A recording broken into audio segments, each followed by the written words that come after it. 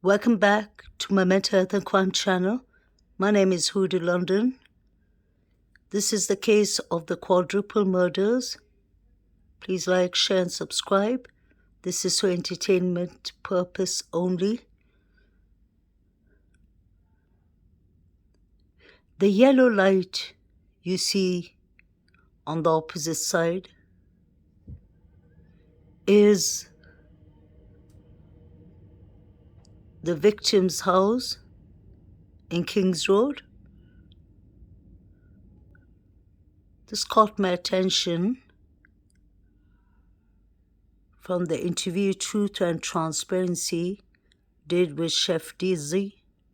Please like, share and subscribe to her. This is for fair use purpose only. I personally believe that this is important because this was a body cam footage of the police coming to the complex where Chef Dizzy lives and many other people live, many other students. So this is the steps to go upstairs. The police got a call and they went up to a house above. But what I'm trying to say is that anybody who lives upstairs or who lives in this block could easily see the Kings Road apartment. I believe that's Maddie's room. I'm not sure. It does look like. You can see the light on and they have no curtains. So I'm sure people would witness all the parties, all the noises coming from Kings Road house, the victim's house.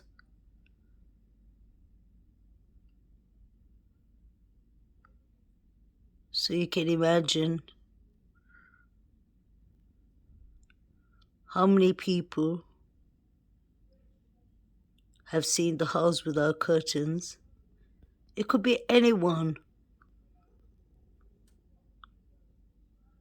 who could be peeping and watching the house. They could know exactly what time they sleep, when they put off their lights, who's in the room, who's not in the room. Basically, you could see everything from there. I guess that's why Inanhar said in his interview with unresolved crimes that if the killer would have to come to the house, he would have come from the back side, from the sliding door. He said the room, people's doors are unlocked. He said the windows are unlocked. I don't know how he knows that. I just wanted you all to take a look at this. Trigger warning.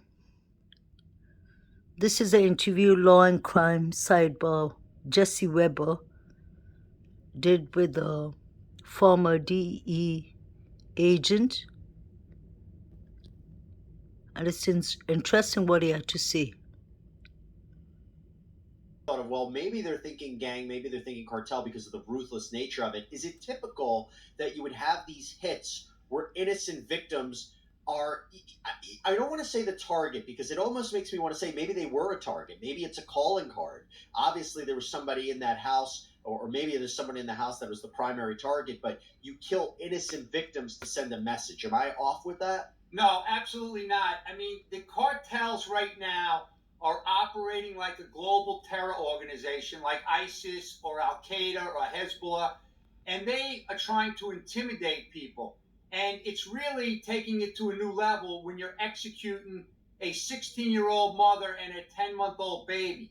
But that's exactly what they're trying to accomplish. They're trying to send powerful messages across not only the United States, but the world, that they are growing, they are powerful, and they're not going to stop, and they're not afraid to kill. And by the way, just so you know, when I ran the Special Operations Division for about 10 years, I tracked, and I have a book that I kept on the most ruthless murders, both in Mexico and in America. But my interest was this cartel violence in America because I had never seen anything like this in my life.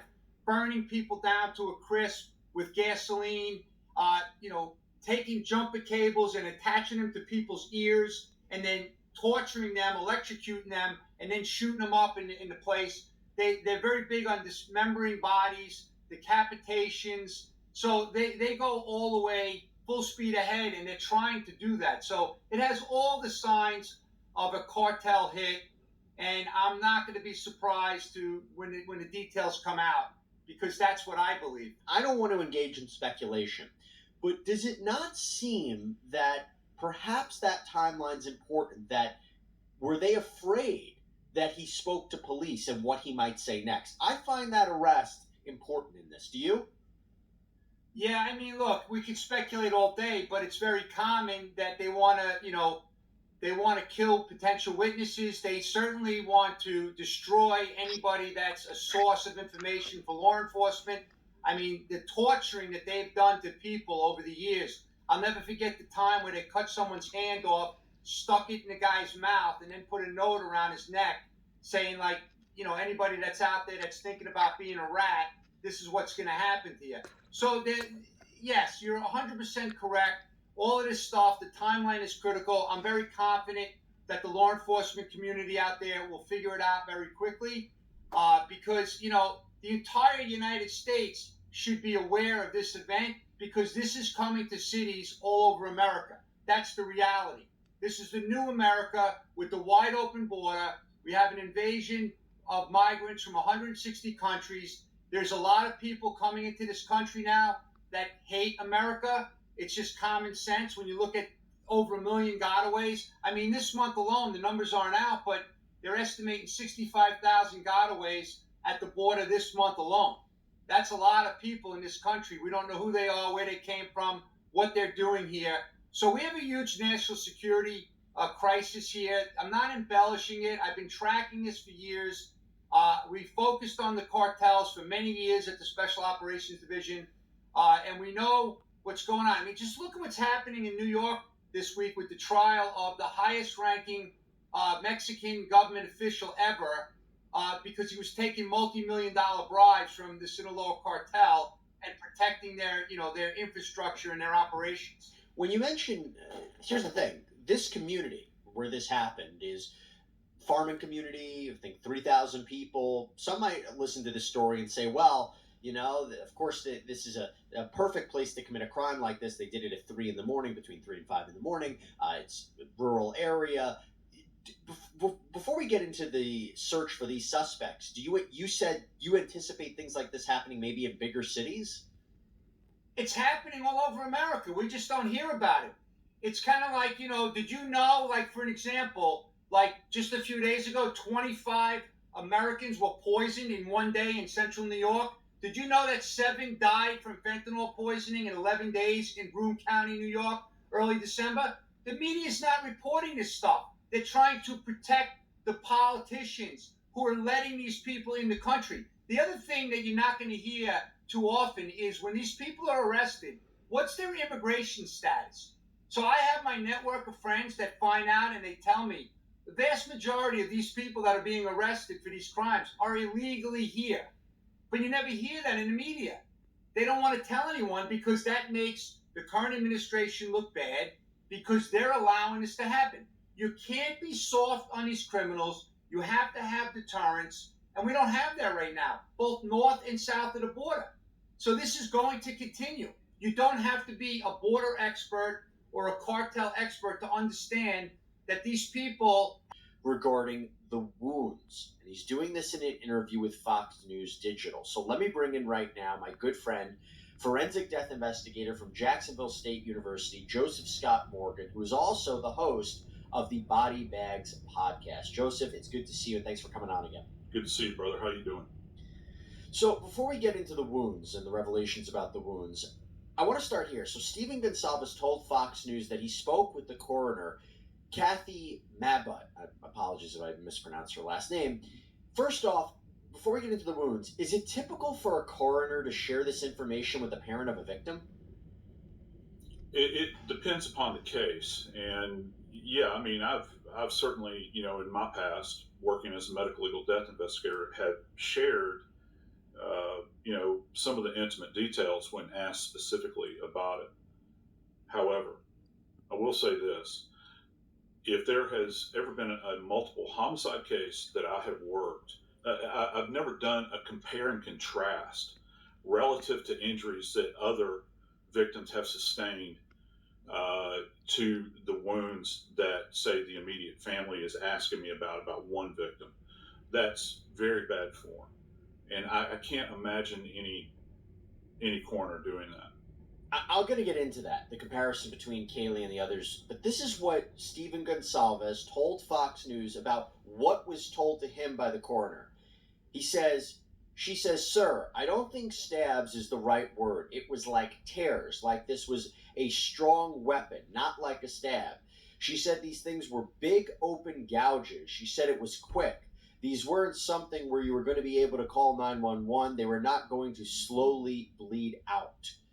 What do you make of that? I've never heard I've never heard verbiage like that from anyone in the medical legal field, and I'll tell you why. So wait, does that mean that he might be getting it wrong, or that there's something? If a coroner told this to him, something's off. Yeah, something would be off, and I don't know. Maybe he's not quite understanding what's being said, but he's using very specific language there, Jesse. Tears. Let's just break it down real quick. All right. When you're using an edged weapon, tearing is not something that's associated with that. Okay.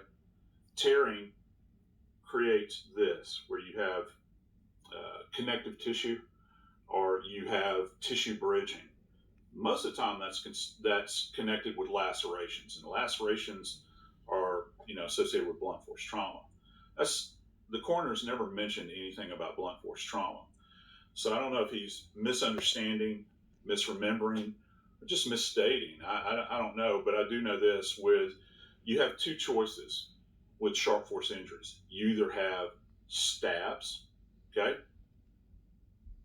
or you have incised wounds, which are slices. Slices are longer than they are deep. Stabs are deeper than they are long. That's really your only two choices. Now, kind of an outlier in all of this is something we refer to as puncture wounds, which doesn't look anything like a stab wound. They're generally, kind of circular in shape. You see them with like people that have been stabbed with shanks, homemade shanks in prisons, or people that are impaled on rebar and that sort of stuff. Now, this tearing, it doesn't add up to me. It doesn't make sense whatsoever. But we've been under the impression that it was a fixed blade knife that was used. There was reporting that it was a Rambo style knife. There was questions if it was a K-bar style knife. He said, Stephen Gonsalves, that the knife slashed open Kaylee Gonsalves's liver and lungs. Again, so are we thinking it's the wrong weapon based on this, or are we still of the conclusion it's a knife, but the characterization is a bit off? Well, first off, I'm very sorry for this man's loss, but he's not the person I'm going to go to for an analysis of injuries. I'm still waiting to hear from the medical examiner, who I think or the forensic pathologist who was contracted to do these examinations over in Spokane. All right, coroner. Just so everybody knows, the coroner is not an MD here. She's certainly not a forensic pathologist. She didn't do these. These bodies would have been transferred over there. I don't understand from the genesis of a lot of this information that he's putting out there.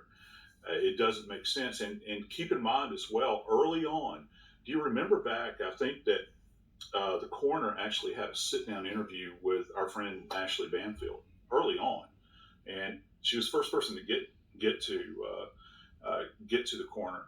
And Ashley asked because that goes to another part of criminal profiling and all that sort of stuff. The coroner definitively said no. She said these were